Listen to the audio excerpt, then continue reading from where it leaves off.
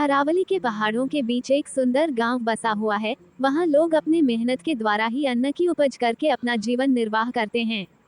पशुपालन और कृषि उनके जीवन का अभिन्न अंग है।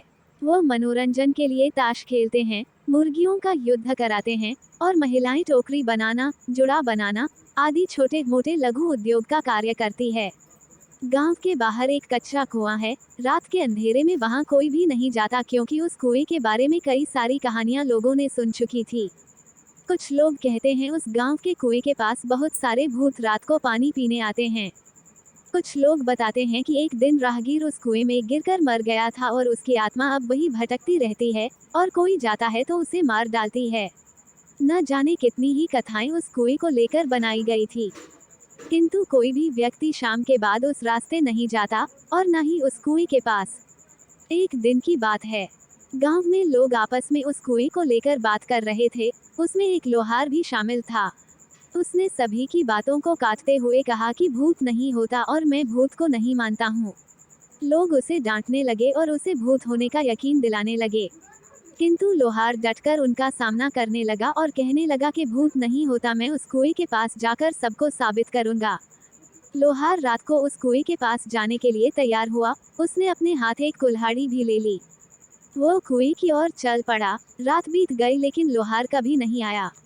सवेरे उसका मृत शरीर कुएं में मिला। इसके बाद से भूत का डर पूरे गांव में लहर की तरह दौड़ गया। गांव के बच्चे अब शाम होते ही डर के मारे अपने माता पिता के पास पहुंच जाते। एक समय की बात है। एक फौजी अपने घर छुट्टी पर आया हुआ था।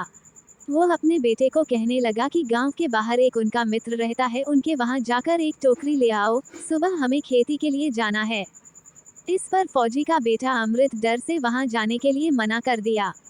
फौजी ने उसके डर का कारण जाना तो समझ में आया कि गांव में भूतों का भय है, जिसके कारण पूरा गांव रात के अंधेरे में बाहर ही नहीं निकलता। इस डर को अपने बेटे के जेहन से दूर करने के लिए फौजी ने ठान लिया, क्योंकि वह फौजी का बेटा था और फौजी के सामने डर नाम की कोई चीज नहीं होती। फौजी ने एक टॉर्च लिया और अपने बेटे के साथ टहलने के लिए बाहर निकल गया। अमृत डरते डरते अपने पिता के पीछे हाथ पकड़कर चलता रहा। फौजी अपने बेटे को लेकर उसी कुएं के पास पहुंच गया, जहां की कहानियां सभी लोग सुनाया करते थे। फौजी ने चारों तरफ टॉर्च मारकर देखा, वहां पर कोई नहीं था। अमृत को उसने बोला, देखो यहाँ कोई है। लोग यूं ही डरते हैं और बच्चों को भी डराते हैं, किंतु दूसरे क्षण कुएं में से किसी के तेजी से चढ़ने उतरने की आवाज सुनाई दी।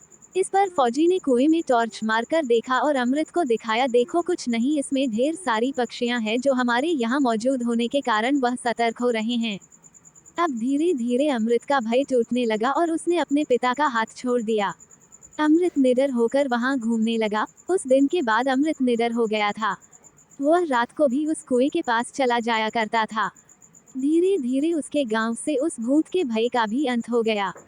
लोगों के सामने अब भूत की केवल कहानियां ही थी।